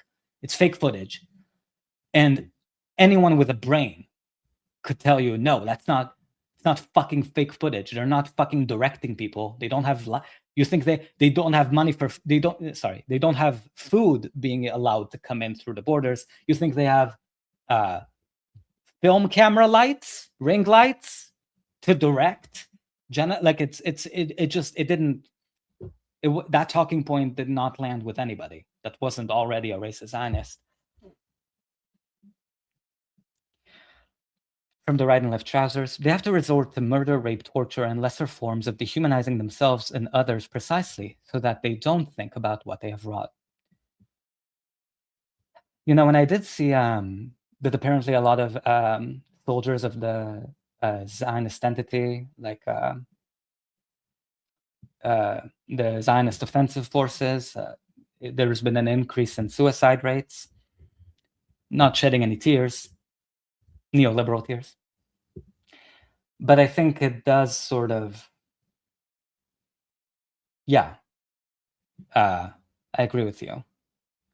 I think when you dehumanize others to such an extent, it's only a matter of time before you dehumanize yourself in the exact same manner. Maybe not the day after, maybe not a few years after, but that dehumanization will come back to you. I don't think you can dehumanize other people without dehumanizing yourself. I don't know. I could be wrong. I wanted to also, since we're talking about imperialism, Ryan, you're a fan of imperialism, right, Ryan? This is false, But false, false, it's not false. Sorry. Didn't mean to throw that out at you. I wanted to show this. It's from the Scientific American. They wrote this article about, this is such a gross framing of the issue, but the title is, "Why does Venezuela have so much oil?" And they put a graph of all of the countries by how much crude oil they have, like the top 10 countries in terms of how much oil they have. And I think it's really illuminating just to see this if you look at it. So Trump has cited Venezuela's oil resources as motivation for capturing the nation's leader. Here's the geology behind the news. I love how they don't really take a moral position. They're just like, here's the geological facts you may have not known. So look at this graph. Look at this graph. We'll go down here. Countries with the 10 largest proven crude oil reserves. Number 1, Venezuela. Number 1. Number 2, Saudi Arabia. Who's number 3? Who's number 3? Oh, look at that. It's Iran. It's Iran. Isn't that a coinky-dink? What a coinky-dink. What a coinky-dink. The top 3. And of course, Saudi Arabia is part of the Western imperial structure in West Asia. Very good relationship. All of their Saudi Arabia's entire military infrastructure, air defenses, all of it is supplied by the United States. So it's basically a giant U.S. military base disguised as a monarchy. And Venezuela, number 1. Number 3 is Iran. You see, this is why, I mean, I really think that especially the Trump administration, they try so hard to distract and confuse the issues and sort of point at all of these different things. This is what they're after. This is it. It's corporate interests. It's imperialism. It's not defending Jewish people.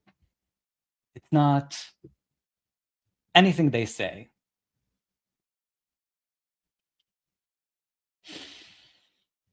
Ay, ay, ay. And of course, number 4 is Iraq.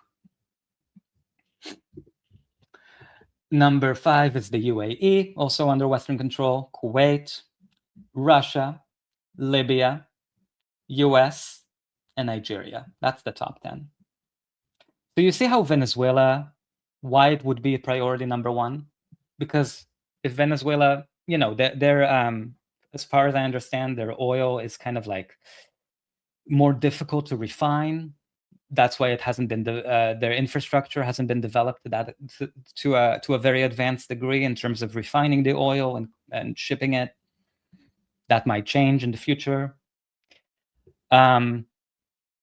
Trump posted something yesterday, or whoever does his social media, whichever Nazi intern posts from Trump's account, they posted something about Venezuela being the 51st state. This is why. Because imagine, this is how neocons think. What if Venezuelans had full control over all of this oil and were able to genuinely profit off of it and build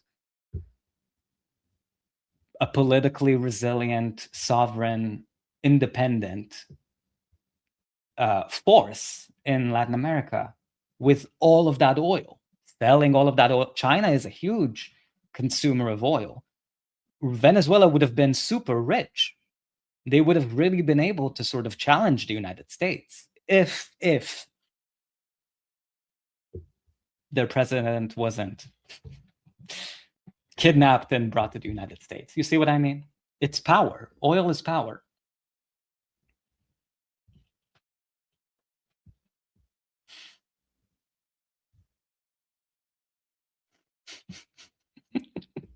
From the right and left trousers about the about the article title. Wait, let's scroll back so I can see it. See it face to face. Why do all of these shithole countries have so much goddamn oil? Let's dive into the geology. So gross. There's like the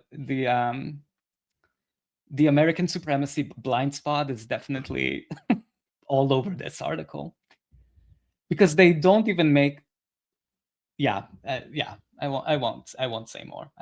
You guys get it.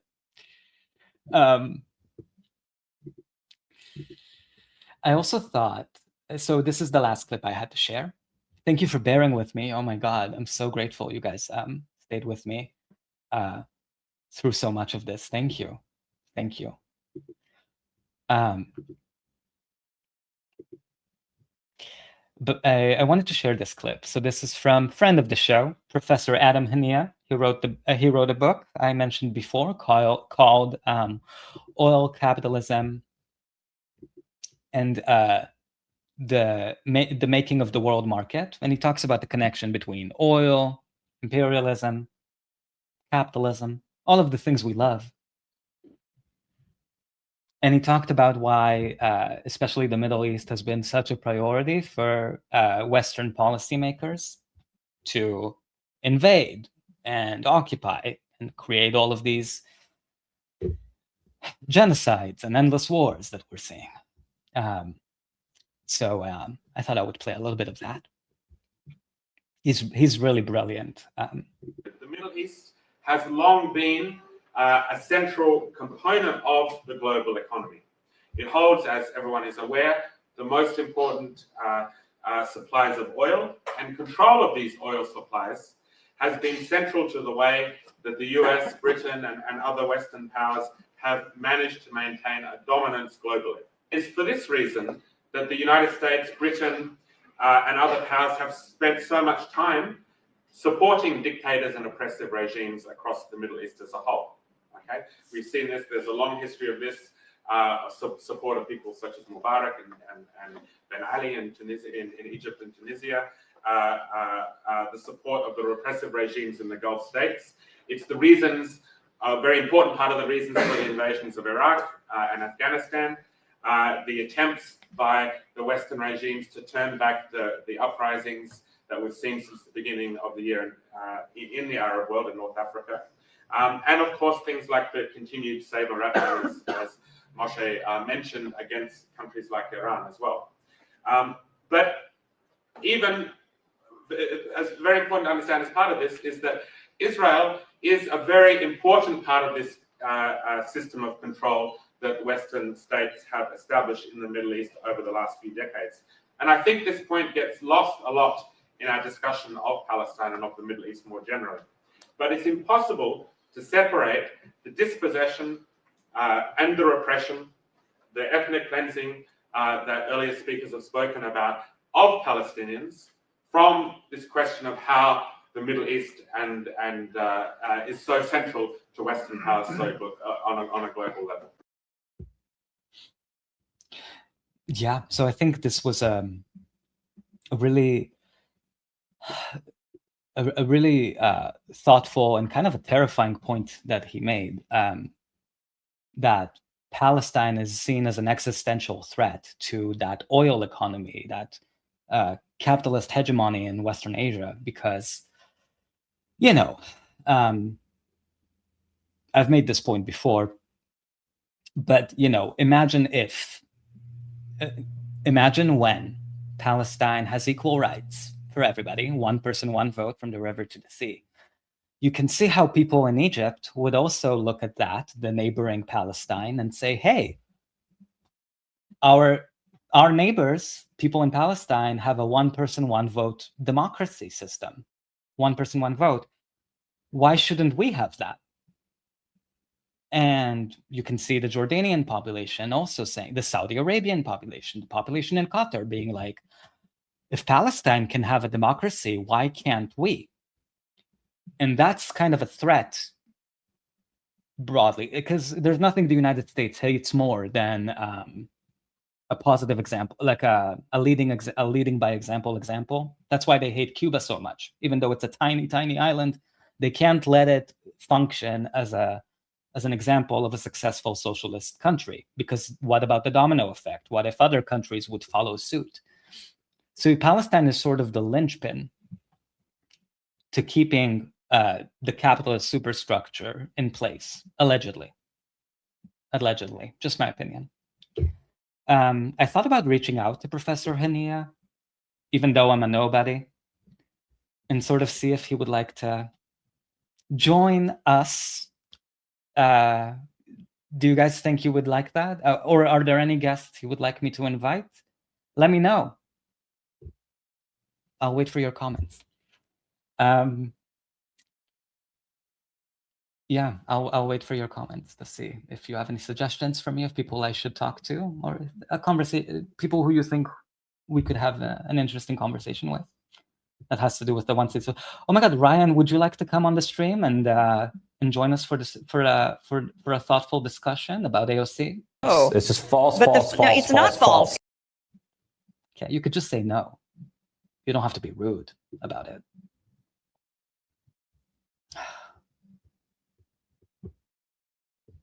Ryan, you're just angry all the time, it seems like. Oh, It's just false, but false, no, false, it's not false.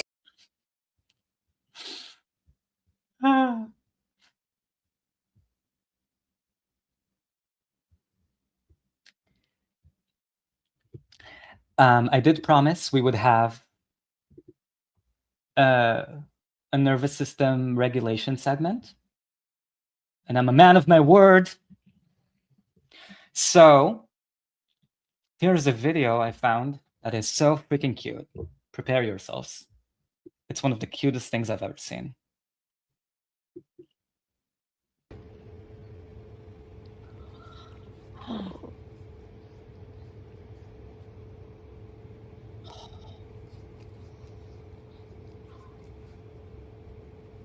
I love you too, baby doll.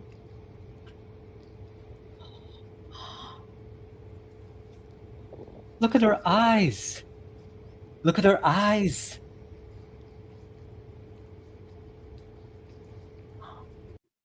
Look at that face.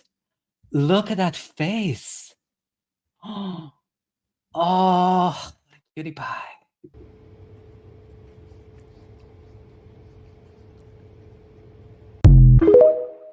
I fucking love opossums. I fucking love them. I think I mentioned that I have a groundhog. Sorry, I have Jackie, who identifies as a groundhog. They live under my shed. I feed them every day, apples and bananas. I would also like to mention that I've been feeding an opossum for 2 years. I thought about naming them Geronimo, but honestly, I'm not sure about the name. Let me know if you have any suggestions. But I've been doing this literally every night for 2 years. I make them like a bowl of like an assortment of fruit. So it has like 3 slices of bread, cashews, blueberry yogurt. They love yogurt, 2 eggs, and I mentioned apples, bananas, right? And blueberry yogurt, bread, cashews. That's pretty much it. And in like a bowl, and of course next to a bowl of water. And they come every single night. And actually 2 nights ago, it was the first time I was able to sort of see, because I've never been able to sort of gather where they're coming from, which direction. I just, I don't want to scare them. They're very fearful. They're so fucking cute. They're also so good for the environment. But a few nights ago, I was throwing out the trash. It was like kind of late at night, 10:30. And I saw them coming from the front of the house all the way to the back. So they were making their journey. And now I'm worried. Now that I know that they're sort of making, like, they're crossing the street, they're coming. Now I'm worried. I'm like asking myself, where are they? Where is she coming from? Is it a long journey? Is she able to be safe? I'm scared. I'm scared that something might happen to her. But I mean, thankfully, like, knock on wood, hasn't happened.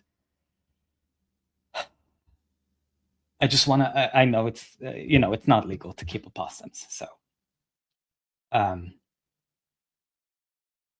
this is your PSA. If you're able to leave a bowl of water out for our lovely wildlife, please do so. You might be able to help them survive. They have difficulty finding fresh water. Please look how fucking cute they are. Look how fucking cute.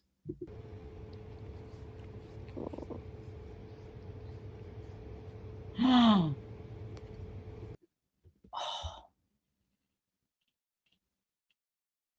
I love them.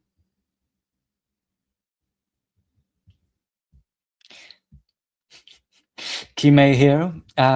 Possums are mean, lol. I'm amazed she's domesticated her to that level. How dare you? How dare you spew anti-opossum? Don't generalize. They're fearful. They're so scared. And the thing I was reading is like that apparently they have such terrible defense mechanisms that they're kind of just, that's why they play dead. They have no defenses. They don't attack. They don't bite. Their only defense mechanism is pretending they died and hope that the predator goes away. That's why they're so vulnerable. I would give my life for, I would take a bullet for my opossum. I don't know. I was thinking of Geronimo was the name. Let me know if you have a better name. The right and left trouser says, hell yeah. I love you guys. Maybe opossums should be the DSA's mascot then. Oh no. Harmless, scared, consistently scared. Honestly, I think it would be disrespectful to opossums. Kind of like, you know how they call John Fetterman an ogre, and that was like offensive to ogres? I don't want to offend opossums. Opossums are sweet. They're good-natured. DSA, like the DSAers, I would never join DSA. And honestly, like, I mean, this is a battle in my mind because I feel like, you know, I want to be politically involved and I want to be a part of something that makes me feel special. Blah, blah, blah. Like, I want to be a part of a political movement, whatever the fuck. I'm not. But DSA, like, you know, so sometimes I'm like, well, DSA, are they you know, is it worth it to just like join a local meeting just for shits and giggles, just to meet other people, blah, blah, blah, blah, blah. And every time I have even like like a minor thought like that, somehow, some way, maybe this is fate, I get some, oh, sorry about that. I get some crazy, I look on Twitter and I see some crazy tweet from a white, always white, DSAer, leftist, saying something so obnoxious and so gross. Something about like, I think one thing I saw, oh my God, that really made me vomit. Someone was like, the left backlash against AOC is a threat to the electoral project of DSA. Something so stupid like that. You know, they always just, they have a way of just really being repulsive for whatever reason. At least the ones that are on Twitter. I'm sure there are good people. I'm not generalizing. I'm sure there are good people in DSA, and I've seen a lot of bad ones. They don't deserve opossums. That's right. That's right. So, yeah, please leave a bowl of water out. And please don't compare opossums to DSA. Opossums are so much better than that. From Kime, bestie of the show. Show the AOC Pelosi meme, LOL, the one where they morphed into the two photos together. Oh my God. And that was before AI. Like someone actually did the Photoshop work.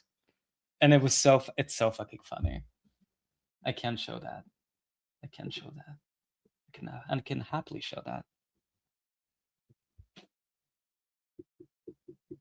You know, and AOC really sort of, yeah, it's okay. I don't need to talk about her. You know, when I did the AOC stream, I was like, I actually had the thought of like, I never want to talk about AOC again, ever. And maybe this is good news to Ryan Grimm. Ryan, is this good news for you? It's just false, But false, false, it's not false. I can never make you happy, Ryan. Why can't I make you happy? So I was like, I never want to talk about her again. Like, I'm better than that. Like, I'm like, she doesn't deserve the attention. Like, that's actually how I feel. Like, we're too smart to keep talking about it. And she's, you know, she's such a waste of time. She's a waste of time. Okay, I'm trying to find it, bestie. I'm trying to find it. I'm not seeing it. I'll have it ready for next time. It should be. It should be in the Museum of Natural History at this point. The morphification into Pelosi. I googled it. Let me see if maybe I can find.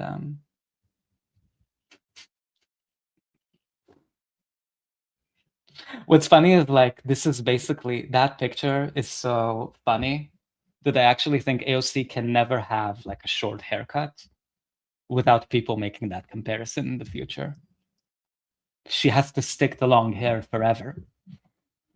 You know, however many decades she's going to be in the House. I'm going to have to look that. Oh my God, the right and left trousers. You've never seen it? Oh my God. It's like, okay, now I really have to find it. Now I really have to find it.